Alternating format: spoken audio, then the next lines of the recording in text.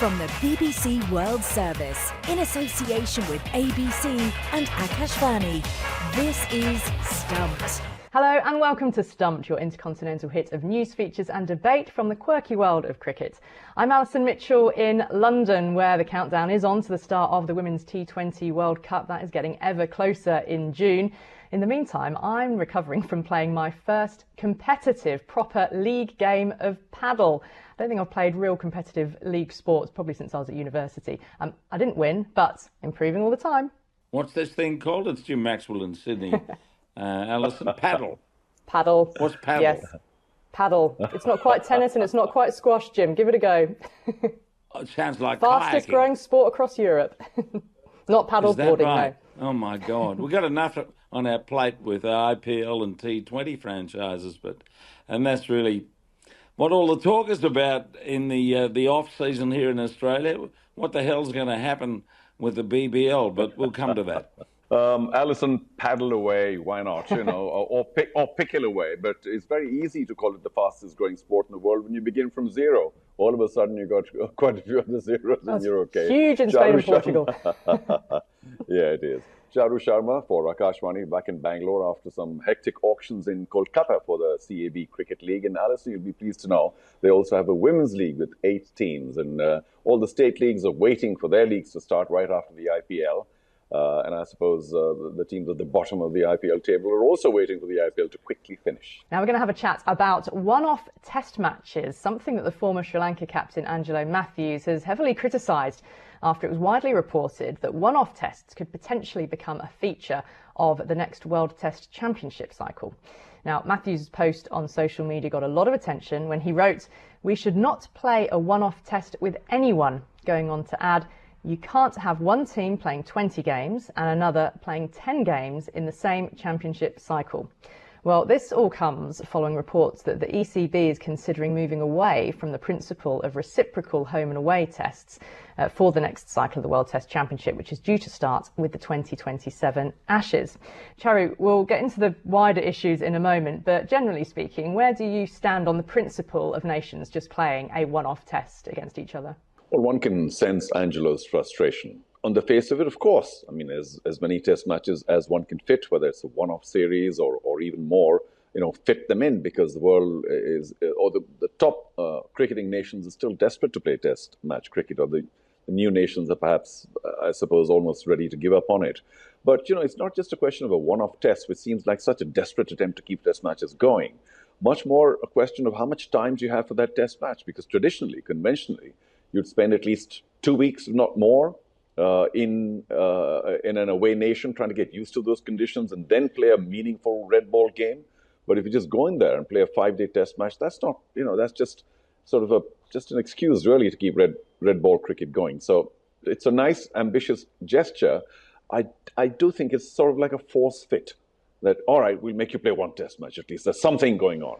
But the quality of that test match might not be really worth it if there isn't enough time for especially the visiting team to get used to local conditions. So it's a little more complicated than just that one test match. It's what are you really pushing? Better standards, or just saying, all right, test match cricket is alive because we've allowed this one test match to happen. And it feels it's all been triggered by a sense that the World Test Championship could expand to include all 12 test-playing nations for this next cycle. So you'll have Ireland, Afghanistan and Zimbabwe in there as well. And currently, the World Test Championship is a minimum of 2 tests in a series, isn't it? So a change to just allowing one test might be because it's nations such as Ireland, Afghanistan, Zimbabwe, where it's not feasible. This is the ECB's reported arguments that it's unfeasible to travel to those countries and actually for them to stage more test matches than that. I mean, on the flip side, the idea from the ECB is that they now seem to be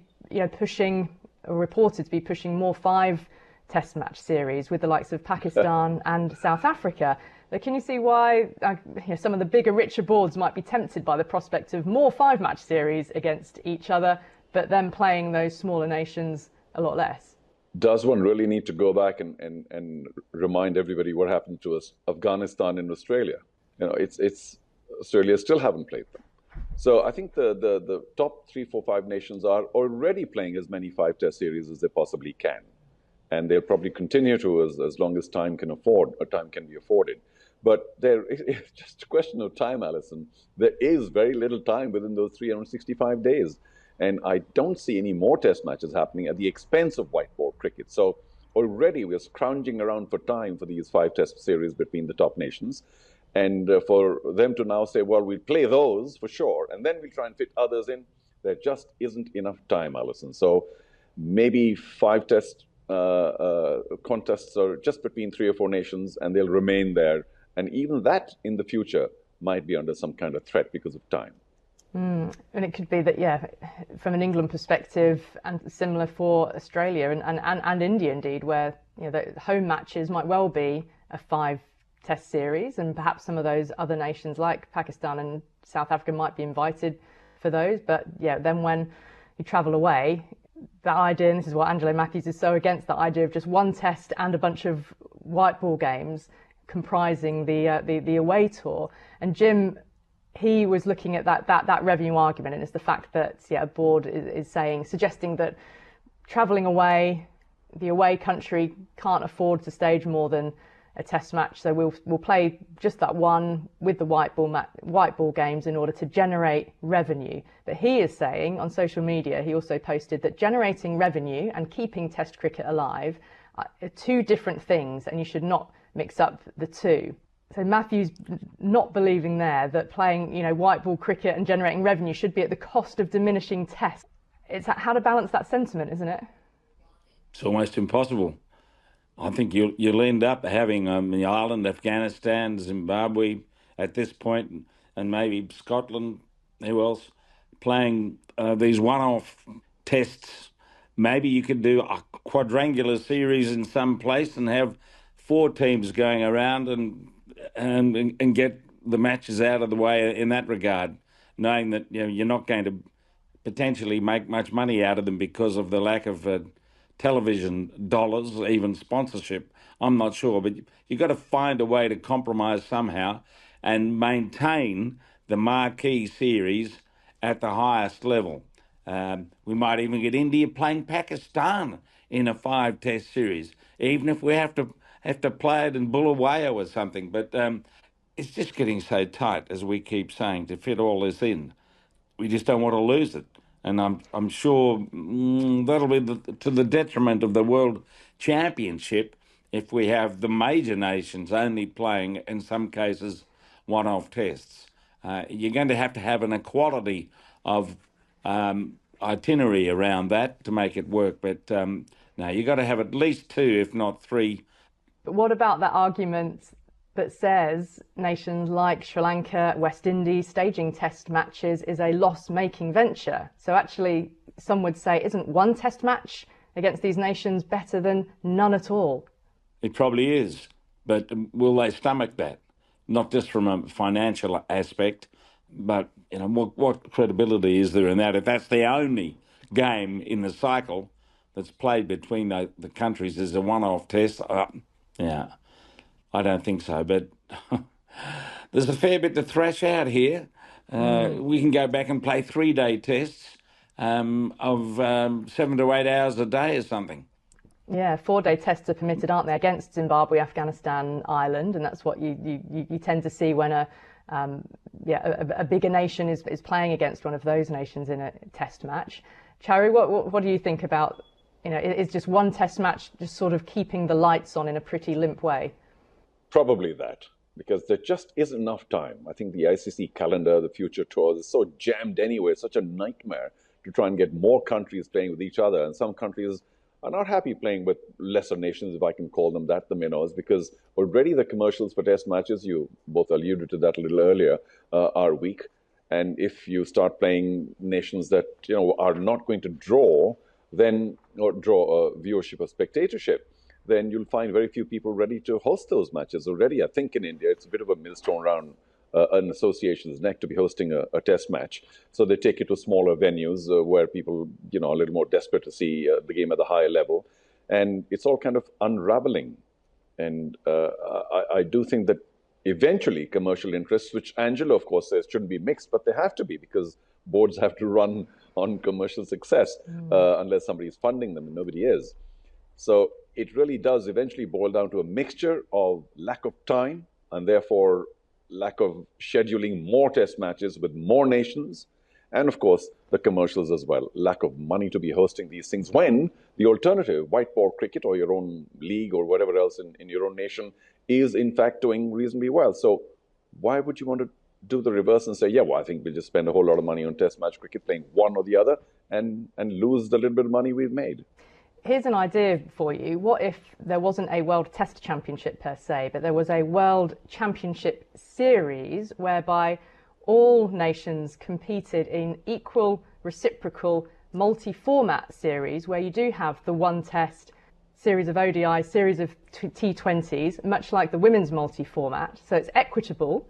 But then around that, nations who want to have their own marquee bilateral series can still stage those key 5-match series, even if that does eventually become England, Australia and India. But what of the idea of a all-round multi-format championship where everyone's actually playing each other the same amount of times over the same matches, but with gaps to have marquee series in between? Certainly, as far as the women's game's concerned, I think that's the way to go. I wouldn't be keen on it with the men's game because I think historically Test cricket's got so much tradition that you need to have it stand alone. But I'm sure as far as women's game's concerned, we've seen it with the Ashes, it could well be a feature to try and get more countries playing Test cricket. Now we have what? India, Australia, South Africa, England. Yep, that's about it. Yeah. I tend to agree. Jim, you've taken the words out of my mouth. I was about to suggest, without any disrespect, that the women still don't play enough, and they're desperate for more visibility, for more commercial success, for more proving their prowess. So in their calendar, yes, much more could be fitted in, including a test match and of course the full series between many nations over the whole year, should it be commercially viable. But I think the men's calendar is already too crowded for all of that. And as the number of countries playing the game grows, they all want a piece of the action, which is now white ball action. So where are we going to fit in larger series, for say a month and a half, including a test match? It's just very tough, Alison. I almost think that would be more compact if they're always only going for that one compact series, say. But yeah, as a lover of Test cricket, the idea of one-off test matches, even within a multi-format series, we'd lose out on that sense of the evolving storylines that you get across a minimum. Even 2 doesn't feel like enough. A 3-match series, in my view, would always be appropriate to allow those storylines to unfold, and it's where we really get to know players and understand the characters of players and build their personalities as well. So let's hope that there still will be room for the Test game. Speaking of which, we'll just turn our attention to, for a moment, to a men's Test squad announcement that has garnered a lot of interest, because the question is how England men were going to respond after such a dismal series down under, and their first 15-player squad since then has been named for the first Test against New Zealand at Lord's next month. And it includes the uncapped trio of Emilio Gay, James Rew and Sonny Baker. Fast bowler Ollie Robinson comes back. He's had a 2-year international exile, and there's no room for opener Zach Crawley, which, Jim, having seen Crawley in the Ashes, where he didn't have the best of series, any surprise to you that he's been left out for this squad now? Not really. I've been following his scores for Kent in the county championship, and he's struggling, isn't he? He's really struggling to make any runs. So just, simply on form, you have to start looking around. That's not to say he wouldn't be able to get his way back with a few runs between now and the next Ashes series. But yes, I think that's fair enough, although a lot of people listening to this would be saying, I've heard of Marvin Gaye. Who's this other fella? Emilio Gay, James Rew, and Sonny Baker. Who the hell are they? Do you want to know? Well, Emilio Gay actually comes from my part of the country, Northamptonshire. Yeah. He moved from Northants to Durham in order to just be surrounded by cricketers who are at the real top of their game. He's a really ambitious, purely on form, because again, for him, 300s in 5 matches, I think it is. Which has catapulted him now into this England squad. You'll then have Bethel, Root, Brooke, Stokes-Smith, likely Gus Atkinson there with Ollie Robinson and Josh Tongue. But Sonny Baker is a real lively pace option, so he's there for the high pace. Had a difficult international debut when he first played a white ball game, but yeah, a really lively character. And then James Rew, the red-headed Rew, a name that you're going to hear a lot about, I'm sure, in years to come. He's sort of in the squad really as the spare batter and backup wicketkeeper here. James is 22 and he's done really well with the Lions. Again, came to Australia with them, and so he's come up through the system. And the other name, just to mention, Matt Fisher is in the squad, the Surrey fast bowler. He did play one test against the West Indies about 4 years ago. And the spinners slots, Shoaib Bashir and the leg spinner Rayan Ahmed, both of those are in the squad as well. That's good to see. Everything, as they say, everything old is Rue again. Very good, very good. I mean, it's going to be interesting to see just whether Shoaib Bashir, it still feels like he is their number one pick as the spinner, but of course he didn't feature in the Ashes at all. Lots of new names, new reputations, I suppose, for England cricket. But Jim, I've got to ask you, there's an Aussie in the camp. Marcus North is a new national selector. How has that news gone down in Australia? It's gone down very well because of the respect for Marcus, who played some Test cricket, played against England in the Ashes. I think his name's up on the honour board at Lords. I think this is a good move. The Aussies are never far away from being influential. Enjoy it. Yeah. How's that gone down with the British media? It's like, don't we have enough who can select our own team? There has been the odd voice sort of pointing out the Aussie passport, but we are in an international game. It's nothing new to have Australians, Zimbabweans, New Zealanders involved in the English game. And similarly, when you look around the world, it is fully an international arena. Well, that's what we've got time for on Stumped for this week on Akashvani. Don't forget to follow us on X. We're at BBCWS Sports and use the hashtag BBC Stumped. And check us out on YouTube as well by going to the BBC World Service YouTube channel.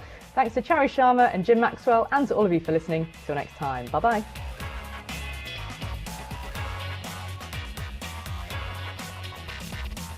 Stumped is a BBC Sport production for the BBC World Service in association with ABC and Akashvani.